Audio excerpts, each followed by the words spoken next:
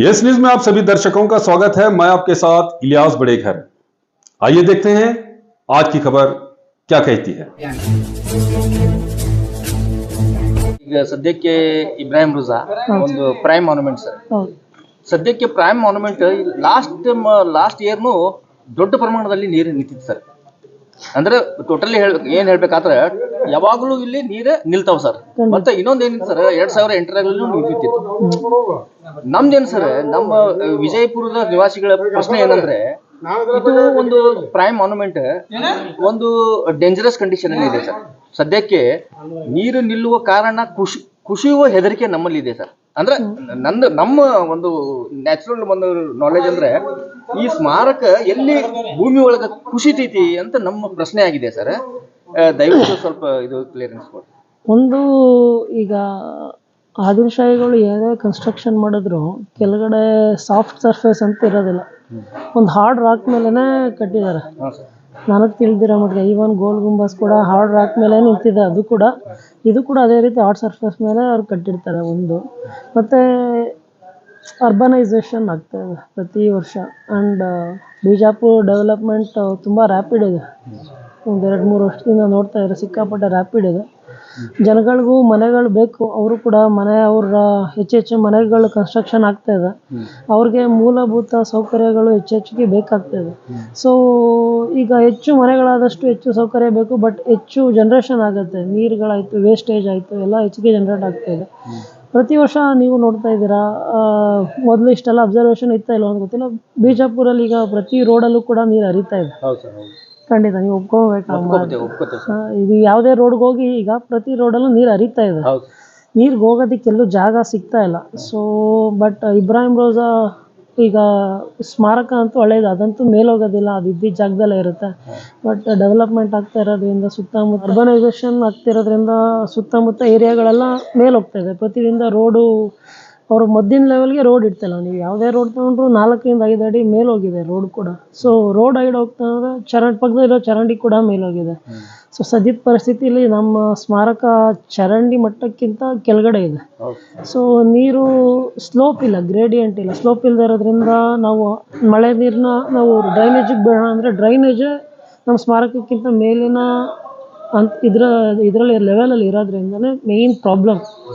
ಸದ್ಯದ ಪರಿಸ್ಥಿತಿಗೆ ಇಷ್ಟು ಪ್ರಾಬ್ಲಮ್ ಆಗೋದಕ್ಕೆ ಡ್ರೈನೇಜು ಸರ್ಫೇಸ್ ಲೆವೆಲ್ಲು ನಮ್ಮ ಸ್ಮಾರಕಕ್ಕಿಂತ ಹೈಟ್ ಇರೋದ್ರಿಂದ, ನಮ್ಮ ಸ್ಮಾರಕದ ಲೆವೆಲ್ ಏನು ಬೇಸ್ಮೆಂಟ್ ಲೆವೆಲ್ ನೀರು ನಿಲ್ತಾ ಇದೆ, ಆ ಲೆವೆಲ್ಗಿಂತ ಡ್ರೈನೇಜ್ ಲೆವೆಲ್ ಜಾಸ್ತಿ ಇರೋದ್ರಿಂದ ನ್ಯಾಚುರಲಾಗಿ ಫ್ಲೋ ಆಗ್ತಾ ಇಲ್ಲ. ಸೊ ನೀವು ಹೇಳ್ದಂಗೆ ನಾವು ಅಬ್ಸರ್ವ್ ಮಾಡ್ತಾಯಿದ್ದೀವಿ. ಈಗ ಲಾಸ್ಟ್ ವರ್ಷ ಇಷ್ಟೊಂದು ಆಗಿರಲಿಲ್ಲ, 1-2 ವಾರ ನಿಂತಿತ್ತು, ನಿಜ, ನೀರು ಒಪ್ಕೊತೀವಿ.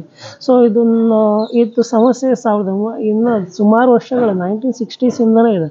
1975 ನಾವು ನೀರು ನಿಲ್ತಾ ಇದೆ ಇಬ್ರಾಹಿಂ ರೋಜಾದಲ್ಲಿ ಅಂತೇಳಿ ನಾವು ಕಾಲುವೆನೇ ಒಂದು ಅಕ್ವಸಿಷನ್ ಮಾಡಿದ್ದೀವಿ. ಲ್ಯಾಂಡ್ ಅಕ್ವಸಿಷನ್ ಪ್ರಕ್ರಿಯೆ ಮಾಡ್ಕೊಂಡು ಒಂದು ಕಾಲುವೆನೇ ಪರ್ಚೇಸ್ ಮಾಡಿದ್ದೀವಿ. ಅದು ತುಂಬ ಲಾಂಗ್ ಪ್ರೊಸೆಸ್, ಅಕ್ವಿಸಿಷನ್ ಪ್ರೊಸೆಸ್ ಎಲ್ಲ ಲಾಂಗ್ ಆಗಿ, ಮತ್ತು ಅದು ಕಾಲುವೆ ಆಗಿರೋದ್ರಿಂದ ಸುಮಾರು 1.5 ಕಿಲೋಮೀಟ್ರ್ ಅದು ಸುಮಾರು ಬೇರೆ ಪ್ರೈವೇಟ್ ಪ್ರಾಪರ್ಟಿಲಿ ಹೋಗ್ತಾ ಇರೋದ್ರಿಂದ, ಪ್ರಕ್ರಿಯೆ ಅದು ಪೂರ್ಣಗೊಂಡಿಲ್ಲದೆ ಇರೋದ್ರಿಂದ, ಸೊ ಸುಮಾರು 1,000 ಮೀಟರ್ನಷ್ಟು ಕಾಲುವೆ ಓಪನ್ ಇದೆ. ಬಟ್ ಮಧ್ಯದಲ್ಲಿ 200 ಮೀಟ್ರು ಎನ್ಕ್ರೋಚ್ಮೆಂಟ್ ಆಗಿರೋದ್ರಿಂದ ತುಂಬ ಸಮಸ್ಯೆ. ಅದಕ್ಕೂ ಕೂಡ ನಮಗೆ ಸಕ್ಸಸ್ಫುಲ್ ಆಗಿಲ್ಲ. ಮತ್ತು ಅಲ್ಲಿ ಕಟ್ಟಿದ್ದಾರೆ ಕಾಲುವೆ, ಕಾರ್ಪೊರೇಷನ್ ವತಿಯಿಂದ ಕಾಲುವೆ ಕಟ್ಟಿದ್ದಾರೆ, ಬಟ್ ಇಟ್ಸ್ ನಾಟ್ ಎನಫ್. ಇಲ್ಲಿ 2 ಕಾಲುವೆ ಇದೆ. ಇಲ್ಲಿ ಆ್ಯಕ್ಚುಲಾಗಿ ಕಾರ್ಪೊರೇಷನ್ ಅವ್ರ ಪ್ರಕಾರ ಆಗಲಿ, ನಮ್ಮ ಕಾರ್ಪೊರೇಟರ್ಸ್ ಹೇಳೋ ಪ್ರಕಾರ ಆಗಲಿ 2 ಕಾಲುವೆ ಇದೆ. ಒಂದು ಇಲ್ಲದೆ ನೀವು ನೋಡ್ತಾ ಅಂದರೆ ಇನ್ನೊಂದು ಕಾಲುವೆ ಇದೆ, ಅದು ಕೂಡ ನಾಟ್ ಸಫಿಷಿಯೆಂಟ್, ತುಂಬ ಚಿಕ್ಕದಾಯಿತು. ಇದು ಕೂಡ ತುಂಬ ಚಿಕ್ಕದಾಯಿತು. ಅಲ್ಲಿ ಸುಮಾರು 20 ಮೀಟರಷ್ಟು ಜಾಗ ಇದೆ. ಸೊ 20 ಮೀಟ್ರಷ್ಟು ಕರೆಕ್ಟ್ ಅಷ್ಟೇ ಅಗಲದಷ್ಟು ಕಾಲುವೆ ಮಾಡಿದ್ರೆ almost most of the problem ಏನಾಗ್ತದೆ, ತುಂಬ ಕಡಿಮೆ ಆಗ್ತದೆ. 20 ಮೀಟರ್ಸ್ ಮಾಡೋಕ್ಕೆ ಈಗ ಸುಮಾರು ಒಂದು 5-6 ಅಡಿ ಅಷ್ಟೇ ಅದಕ್ಕೆ ಏನು ಡ್ರೈನೇಜ್ ಮಾಡಿದ್ದಾರೆ. ಅದು it's not at all sufficient. ಸದ್ಯದ ಏನು ಗ್ರೋತ್ ಆಯಿತು, ಇಲ್ಲಿ ನಮ್ಮ ಕಾಲುವೆ ಇದಾಯಿತು, ಅದಕ್ಕೆ ಮ್ಯಾಚ್ ಆಗ್ತಾಯಿಲ್ಲ. ಸೊ ಇಲ್ಲಿ ಕಾಲುವೆ ವಿಡ್ತ್ ಆಗಲಿ ಡೆಪ್ತ್ ಆಗಲಿ ಜಾಸ್ತಿ ಮಾಡಬೇಕು. ಇಮಿಡಿಯೇಟಾಗಿ ಮಾಡಿದ್ರೆ ಈಗೇನು ಇಲ್ಲಿ ಡೆವಲಪ್ಮೆಂಟ್ ಜಾಸ್ತಿ ಆಗ್ತಾಯಿದೆ, ಕಾಲುವೆ ಅಷ್ಟೇ ಇದೆ, ಅಲ್ಲಿ ನೀರು ಅದು ಹೋಗೋದಕ್ಕೆ ಸಾಲ್ತಾ ಇಲ್ಲ. ಸೊ ನೀರು ಬಿಡೋದಕ್ಕೂ ಜಾಗ ಸಾಲ್ತಾ ಇಲ್ಲ. ನೀರು ನೀವು ಈಗ ಹೋಗಲ್ಲ ನೋಡಿ, ನೀವು ಬೇಕಿದ್ರೆ ನೀವು ಅಲ್ಲಿ ನೀರು ಅಲ್ಲೇ ನಿಂತಿದೆ, ನೀರು ಹೋಗಿಲ್ಲ. ನೀವ್ ಹೇಳ್ದಕ್ಕೆ ಸರ್, ಈಗ ಬೆಂಗಳೂರಲ್ಲಿ ಹೇಗೆ ರಾಜ ಕಾಲುವೆಗಳು ದೊಡ್ಡ ಇದಾವು, ಈ ನಮ್ಮ ಬಿಜಾಪುರ ಅರ್ಬನ್ ಸಿಟಿಗೂ ಪ್ರೆಸೆಂಟ್ ತುಂಬಾ ಅವಶ್ಯಕತೆ ಇದೆ. ರಿಕ್ವೈರ್ಮೆಂಟ್. ನೀವು ರಾಮನಗರ ಇಲ್ಲಿಂದ 1 ಕಿಲೋಮೀಟರ್ ದೂರದಲ್ಲಿದೆ ರಾಮನಗರ, ಅಲ್ಲೂ ಕೂಡ ನೀರು ನಿಲ್ತಾ ಇದೆ. ಆ ನೀರು ಕೂಡ ಇಲ್ಲೇ ಡೈವರ್ಟ್ ಮಾಡ್ಬೇಕಂತ ಯೋಚನೆಯಲ್ಲಿದ್ದಾರೆ ಜಿಲ್ಲಾಡಳಿತ ವತಿಯವರು. ಸೊ ಅದು ಆದಷ್ಟು ಬೇಗ ಸಕ್ಸಸ್ಫುಲ್ ಆದರೆ ಇವನ್ ಫಾರ್ ಸಿಟಿ ಆಲ್ಸೋ ಅದು ಕೂಡ ತುಂಬಾ ಒಳ್ಳೇದಾಗ್ತದೆ, ನಮ್ಮ ಸ್ಮಾರಕಕ್ಕೂ ಕೂಡ ತುಂಬಾ ಒಳ್ಳೇದಾಗ್ತದೆ. ಮತ್ತೆ ಇನ್ನೊಂದೇನಿದೆ ಸರ್, ಅದು ಅಲಿ ರೋಜಾ ಸರ್, ಅದನ್ನು ಪೂರ ನೀರಿನಲ್ಲಿ ನಿಂತಿದೆ. ಹೌದು, ಅಲಿಕಾ ರೋಜಾ ಕೂಡ ಸೇಮ್ ಸಿಚುವೇಶನ್. ಈಗ ಯಾವುದೇ ಸ್ಮಾರಕ ತಗೊಂಡ್ರು ಸೇಮ್ ಸಿಚುವೇಶನ್. ಕರೀಮುದ್ದೀನ್ ಮಾಸ್ಕ್ ಆಯಿತು, ಯಾವುದೇ ಸ್ಮಾರಕ ತಗೊಳ್ಳಿ, ಅದು 450 ವರ್ಷ ಅಂದರೆ ಈ ಡೆವಲಪ್ಮೆಂಟ್, ಇಲ್ಲಿ 450 ವರ್ಷದ ಡೆವಲಪ್ಮೆಂಟಲ್ಲಿ ನ್ಯಾಚುರಲ್ ಆಗಿ ಏನು ಅರ್ಬನ್ ಏರಿಯಾಗಳು ಮೇಲೆ ಹೋಗ್ತವೆ, ಸ್ಮಾರಕಗಳು ಮೇಲೆ ಹೋಗೋದಕ್ಕೆ ಸಾಧ್ಯ ಇಲ್ಲ. ಸೊ ಡ್ರೈನೇಜ್ ಕೂಡ ಆಲ್ಮೋಸ್ಟ್ ಎಲ್ಲ ನಮ್ಮ ಲೆವೆಲ್ಗಿಂತ ಮೇಲೇ ಇರ್ತದೆ. ನಾವು ಅಟ್ಲೀಸ್ಟ್ ಹೋಗಿ ಡ್ರೈನೇಜಲ್ಲಿ ಪಂಪ್ ಮಾಡಿ ಡ್ರೈನೇಜಿಗೆ ಬಿಡೋಣ ಅಂತ ನಾವು ಡ್ರೈನೇಜ್ ಓಪನ್ ಮಾಡೋದು. ಇಲ್ಲೆಲ್ಲ ಲೈಕ್ ಬಿಜಾಪುರಲ್ಲಿ ಲ್ಯಾಂಡ್ ಲಾಕ್ಡ್ ಏರಿಯಾ ಇದು. ಸೊ ಎಲ್ಲೂ ನ್ಯಾಚುರಲ್ ಫ್ಲೋ ಇಲ್ಲ, ಹಿಂಗೆ ಒಂದು ಲೋ ಲೆವೆಲಲ್ಲಿ ಇದೆ ಆಲ್ಮೋಸ್ಟ್ ಬಿಜಾಪುರ. ಎಲ್ಲೂ ನ್ಯಾಚುರಲ್ ಫ್ಲೋ ಅಷ್ಟು ಈಸಿ ಇಲ್ಲ. ಎಲ್ಲ ಕಡೆ UGD ಮಾಡಿದ್ದಾರೆ. ನೀವು ಯಾವುದೇ UGD ಓಪನ್ ಮಾಡಿದ್ರು ಕೂಡ ನಿಮಗೆ ನೀರು ಟಾಪ್ ಸರ್ಫೇಸಲ್ಲೇ ಇರುತ್ತೆ. ನಮ್ಗೆ ನೀರು ಬಿಡೋದಕ್ಕೂ ನಾವು ಪಂಪ್ ಮಾಡಿ ನೀರು ಬಿಡ್ತೀವಂತ ಅಂದ್ರೂ ಕೂಡ ನಮ್ಗೆ ಸಮಸ್ಯೆ ಇದೆ. ಮತ್ತು ಸರ್, ಈಗ ಇದು ಒಂದು ಇಬ್ರಾಹಿಂ ರೋಜಾ ಸ್ಮಾರಕ ಸರ್, ಈಗ ರಿಸ್ಟೋರು ತುಂಬಾ ಅವಶ್ಯಕತೆ ಇದೆ ಸರ್. ರಿಸ್ಟೋರು ಮಾಡಬೇಕು ಸರ್. ತುಂಬಾ ಕಡೆ ತುಂಬಾ ಡ್ಯಾಮೇಜ್ ಆಗಿದೆ ಸರ್. ಬಟ್ ನಂದು ರಿಕ್ವೆಸ್ಟ್ ಏನಂದ್ರೆ, ನಮ್ಮ MB ಪಾಟೀಲ್ರು ಮತ್ತೆ ನಮ್ಮ ಜಿಲ್ಲಾಧಿಕಾರಿ ಅವರಿಗೆ ರಿಕ್ವೆಸ್ಟ್ ಏನು ಮಾಡ್ತೀನಿ ಅಂದರೆ, ನಮ್ಮ ఢಿಲ್ಲಿಯಿಂದ ಒಂದು ದೊಡ್ಡ ಟೀಮ್ ಅವ್ರಿಗೆ ಕರೆಸಿ ಇದು ದೊಡ್ಡ ಸರ್ವೆ ಮಾಡಿಸ್ಬೇಕು ಅಂತ ನಂದು ಅನಿಸಿಕೆ ಇದೆ. ನಮ್ಮ ಬಿಜಾಪುರ ವತಿಯಿಂದ ನಾನು ಕೇಳ್ಕೊಳ್ತಾ ಇದ್ದೀನಿ ಸರ್. ಅದು ನೀವು ಇಲ್ಲಿಗೆ ಏನಾದರೂ ಈಗ ಇದು ಒಂದು 7 years ಬ್ಯಾಕ್ ಅಂತೂ ನೀರು ಸೋರ್ತಾ ಇದೆ ಅಂತೇಳಿ ಮೇಲ್ಗಡೆ ನೀರು ಸೋರ್ದೇ ಇರೋ ಥರ ಕೆಲಸ ಮಾಡಿದ್ದಾರೆ. ಆಗಲೇ ಒಂದು ರೌಂಡ್ ಆಫ್ ಕನ್ಸರ್ವೇಷನ್ ಆಗಿದೆ. ಇದಕ್ಕೂ ಮುಂಚೆನೂ ಬ್ರಿಟಿಷ್ ಅವ್ರ ಕಡೆ ಟೈಮಲ್ಲೂ ಕೂಡ ಮೋಸ್ಟ್ ಆಫ್ ದಿ ಕನ್ಸರ್ವೇಷನ್, ಇಲ್ಲಿ most of the stones are new. ಅಲ್ಲಿಗೆ ಎಲ್ಲ ಸಪೋರ್ಟಿಂಗ್ ಕೊಟ್ಟಿದ್ದಾರೆ. ಇಲ್ಲಿ ನೋಡಿದ್ರೆ ನಿಮ್ಗೆ ಅದಕ್ಕೆ ಇದಕ್ಕೆ ಗೊತ್ತಲ್ಲ, ಆರಾಮಾಗಿ ಗೊತ್ತಾಗ್ಬಿಡ್ತದೆ. ಅವ್ರ ಟೈಮಲ್ಲೂ ಕೂಡ ಒಂದು ರೌಂಡ್ ಆಫ್ ಕನ್ಸರ್ವೇಷನ್ ವರ್ಕ್ ಆಗಿದೆ. So next level of conservation ಏನು ಮಾಡಬೇಕಾಗತ್ತೆ ಅಂತ ಒಂದು ಸರ್ವೆ ಮಾಡಿ, ಖಂಡಿತ ನೀವು ಹೇಳ್ದಂಗೆ ಒಂದು ಡಾಕ್ಯುಮೆಂಟೇಷನ್ ಮಾಡಿ, ಇಲ್ಲೇ ಲೋಕಲಲ್ಲೂ ಕೂಡ ಇವಾಗೆಲ್ಲ ಡಾಕ್ಯುಮೆಂಟೇಷನ್ಸ್ ಕನ್ಸರ್ವೇಷನ್ ಆರ್ಕಿಟೆಕ್ಟ್ಸ್ ಎಲ್ಲ ಇದ್ದಾರೆ, ಅವ್ರ ಕಡೆಯಿಂದ ಲೋಕಲಲ್ಲೇ ಮಾಡಿಸಿ ಅವ್ರಿಗೂ ಕೂಡ ಒಂದು ಸ್ವಲ್ಪ ಇನ್ವಾಲ್ವ್ ಮಾಡಿಕೊಂಡು ಆದಷ್ಟು ಏನು ಕನ್ಸರ್ವೇಷನ್ ಟೇಕಪ್ ಮಾಡೋಕ್ಕಾಗುತ್ತೆ ನಾವು ಮಾಡ್ತೀವಿ ಮುಂದಿನ ದಿನಗಳಲ್ಲಿ. ಈಗ ಮೇಜರ್ ನೀವು ಹೇಳ್ದಂಗೆ ಒಂದು 2 ಪಾಯಿಂಟ್ ಐಡೆಂಟಿಫೈ ಮಾಡಿ, ಮೇಜರ್ ಏನು ಬೇಕಾಗುತ್ತೆ ಫಸ್ಟ್ ಅದನ್ನು ಮಾಡ್ಕೊಂಡು ಮೈನರ್ ಇರೋದನ್ನ ಲೇಟರ್ ಆನ್ ಬೇಸಿಸಲ್ಲಿ ಮಾಡಿದ್ರು ಕೂಡ ನಡೆಯುತ್ತೆ. ಈಗ ಕೆಲವೊಂದು ಸ್ಟ್ರಕ್ಚರಲ್ ಕನ್ಸರ್ವೇಷನ್ ಬೇಕಂದರೆ, ಈಗ ಪಾಯಿಂಟಿಂಗ್ ಎಲ್ಲ ನಾರ್ಮಲ್ ಕನ್ಸರ್ವೇಷನ್ ಮಾಡ್ಬೋದು, ಇಮಿಡಿಯೇಟ್ ಏನು ತೊಂದರೆ ಇಲ್ಲ. ಸ್ಟ್ರಕ್ಚರಲಿ ರಿಕ್ವೈರ್ಮೆಂಟ್ ಇರ್ತಾರೆ, ಏನೋ ಸಪೋರ್ಟಿಂಗು ಕೆಳಗಡೆ ಏನು ಆರ್ಚಸ್ ಆಯಿತು, ಬೆಲಾನ್ಸ್ ಆಯಿತು, ಪಾತ್ವೇಸ್ ಇದೆ, ಇಲ್ಲೆಲ್ಲ ಏನು ಸಪೋರ್ಟಿಂಗ್ ಬೇಕಿದೆ ಅದು ಇಮಿಡಿಯೇಟಾಗಿ ಮಾಡುವಂಥ ಕೆಲಸ ಮಾಡಬೇಕು ಸರ್. ಈ ಮುಂಚೆ ನಾವು ಇವರು ಇದ್ದಾಗ ಸರ್, ಬಡಿಗೇರ್ ಸರ್ ಬಂದಿದ್ದಾಗ ಧಾರವಾಡದಿಂದ ನಾವು ಲಂಡಾ ಕಸ ಬಗ್ಗೆ ಹೇಳಿದ್ವಿ ಸರ್. ಅದು ಮ್ಯಾಪಿಂಗ್ ಮಾಡಿ ಅದಕ್ಕೂ ಒಂದು ಟೂರಿಸ್ಟ್ ಪ್ಲೇಸ್ ಮಾಡ್ತೀನಿ ಅಂತ ಹೇಳಿದ್ರು ಸರ್. ಅದು ಕೆಲಸ ಆಗಿಲ್ಲ ಸರ್. ಇದು ಲಂಡಾ ಕಸಬಾದು ಡಾಕ್ಯುಮೆಂಟೇಷನ್ ಆಗಿದೆ. ಆಗಲೇ ಡಾಕ್ಯುಮೆಂಟೇಷನ್ ಅದು ಸಿಟಿ ಎಂಟ್ರೆನ್ಸ್ ಏರಿಯಾ ಇರೋದ್ರಿಂದ ಅಲ್ಲಿ ಸ್ವಲ್ಪ ಒಳ್ಳೆ ಯಾರಿಗೆ ಎಂಟರ್ ಆದರೂ ಕೂಡ ಬಿಜಾಪುರ ಎಂಟ್ರಿ ಆಗಿದ ತಕ್ಷಣ ಅದೇ ಫಸ್ಟ್ ಕಾಣೋದು. ಫೋರ್ಟ್ ವಾಲ್ ಆಯಿತು, ಲಂಡಾ ಕಸಬಾ ಆಯಿತು, ಅದನ್ನು ಕನ್ಸರ್ವೇಷನ್ ಆಯಿತು ಮತ್ತು ಟೂರಿಸ್ಟ್ ಅಮ್ಯುನಿಟೀಸ್ ಪ್ರೊವೈಡ್ ಮಾಡಬೇಕಂತ ಆಗಲೇ ಎಲ್ಲ ಪ್ರೊವಿಷನ್ ಆಗಿದೆ. ಸೊ ಸ್ವಲ್ಪ ರೀಸೆಂಟ್ ಡೇಸಲ್ಲಿ ಅದು ಸ್ವಲ್ಪ ಟೆಕ್ನಿಕಲ್ ಇಶ್ಯೂಸಿಂದ ಸ್ವಲ್ಪ ಡಿಲೇ ಆಗ್ತದೆ. ಅದನ್ನು ಕೂಡ ಅದು ಮಾಡ್ತೀವಿ. ಲಂಡಾ ಕಸಬಾದೆಲ್ಲ ಆಲ್ಮೋಸ್ಟ್ ಮುಗಿದಿದೆ ಪ್ರಕ್ರಿಯೆ. ಲಂಡಾ ಕಸಬಾದಾಗಿದೆ. ಇವತ್ತು ಬೆಳಿಗ್ಗೆ ಇಲ್ಲಿ ಮೇಯರ್ ಅವರು ಬಂದಿದ್ರು, ಮತ್ತು ಈ ಕಾರ್ಪೊರೇಷನ್ ಕಮಿಷನರ್ ಸರ್ ಕೂಡ ಬಂದಿದ್ದಾರೆ, ಮೆಕ್ಕಳ್ಕಿ ಸರ್. ಅವರು ಈಗ ಅವ್ರೀಗ ಸದ್ಯಕ್ಕೆ ಅವರು ಕೂಡ 2 ಡ್ರೈನೇಜ್ ಹೊರಗಡೆ, ಈಗ ಒಳಗಡೆ ಅವರು ನಮ್ಮದು ಕೆಲಸ ಇರ್ತದೆ, ಕಾಂಪೌಂಡ್ ಹೊರಗಡೆ ಅವ್ರದ್ದು ಕೆಲಸ ಇರ್ತದೆ.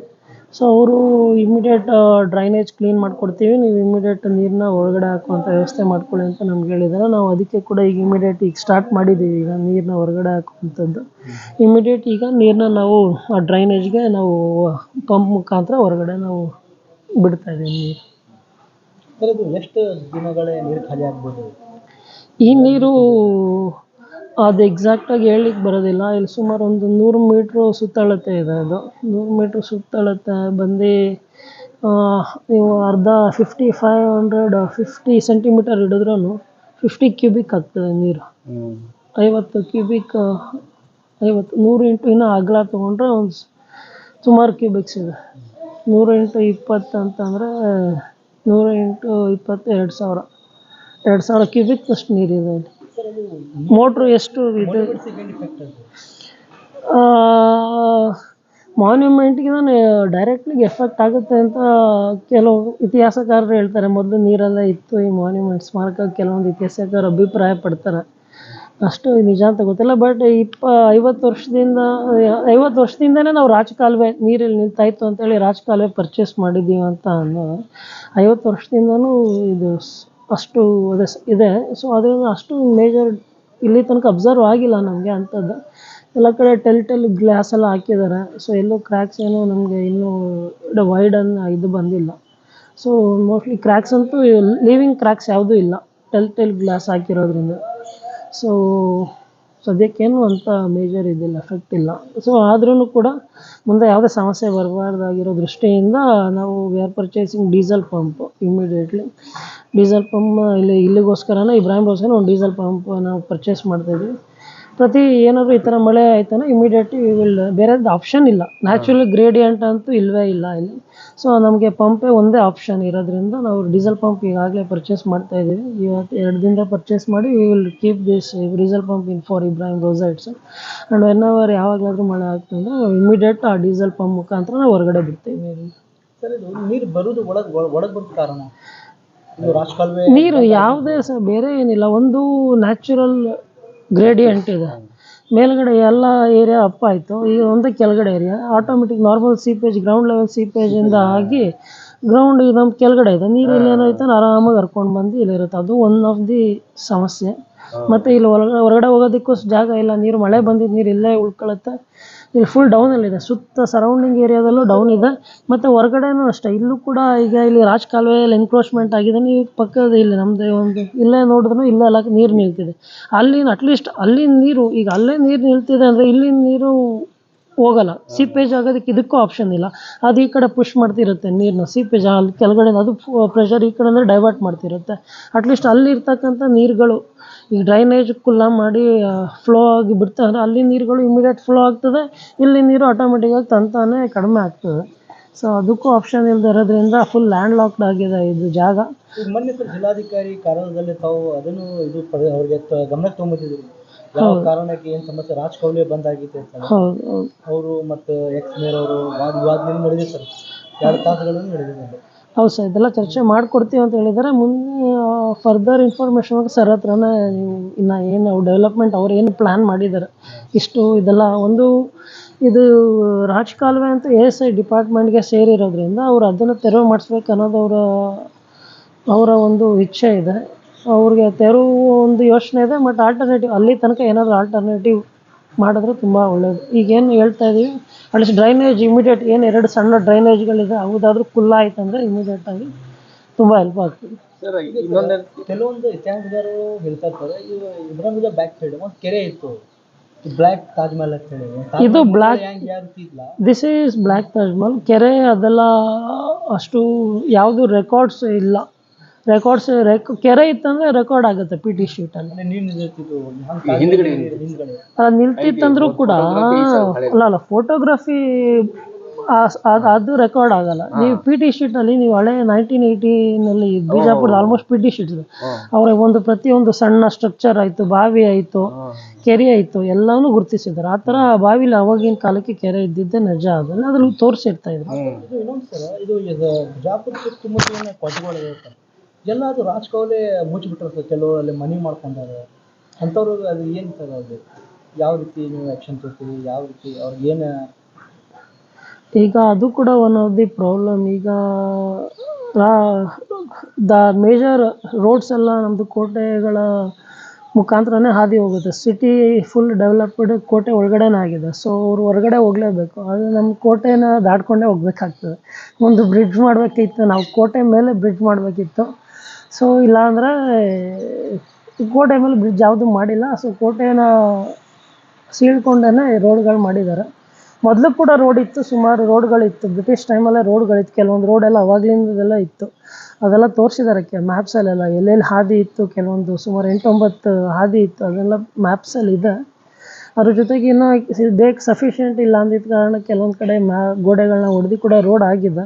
ಸೊ ರೋಡ್ ಆಗಬೇಕಾದ್ರೆ ಅವ್ರು ಏನು ಮಾಡಬೇಕಿತ್ತು, ನೀರು ಪಾಸ್ ಆಗೋದಕ್ಕೆ ಕೆಳಗಡೆ ಪೈಪ್ ಹಾಕಿದ ವಯಾಡಕ್ಟ್ಗಳಾಯಿತು, ಡಕ್ಟ್ಸ್ ಏನಾದರೂ ಹಾಕಬೇಕಿತ್ತಿಲ್ಲ, ಬ್ರಿಡ್ಜ್ ಆದರೂ ಮಾಡಬೇಕಿತ್ತು.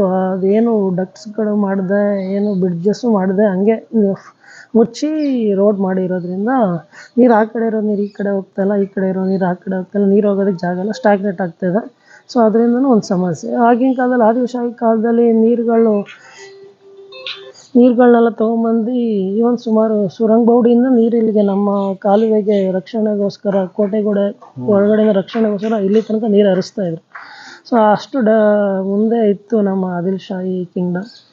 ಸೊ ಈಗ ಸದ್ಯದ ಈ ಪರಿಸ್ಥಿತಿ ಇದೆ ಸರ್. ಒಟ್ಟಾರೆ ನಾನು ಏನು sir, urban development plan sir, ಇವಾಗ ಸದ್ಯಕ್ಕೆ ಈ ಸ್ಮಾರಕ ತಗೊಳ್ಳಿ ಅದು ಅಥವಾ ನೀರಿನ ಕಾಲುವೆ, ರಾಜಕಾಲುವೆ ಆಗಲಿ, ನೀರಾವರಿ ವ್ಯವಸ್ಥೆ ಆಗಿನ ಕಾಲದ ಆದಿಲ್ಶಾಹಿ ಕಾಲದಾಗ ನೀರಾವರಿ ವ್ಯವಸ್ಥೆ ಅತ್ಯಂತ ಅದ್ಭುತ ಇತ್ತು ಸರ್.